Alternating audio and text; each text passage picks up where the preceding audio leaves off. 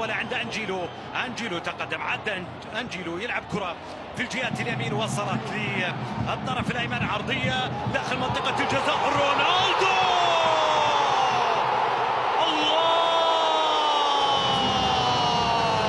بل يكون هنا مسك الختام، فليكن هنا مسك الختام. رونالدو بهذه الطريقة يسجل الهدف الرابع. هناك أساطير تعاد وأساطير تولد مرة واحدة.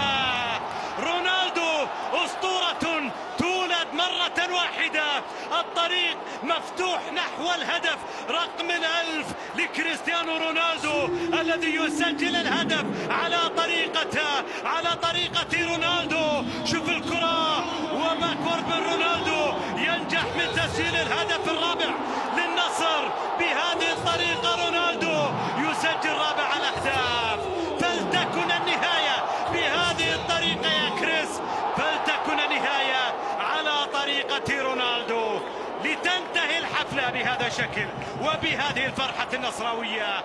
نعم، رباعية تنتهي على طريقة رونالدو، بل على فرحة رونالدو.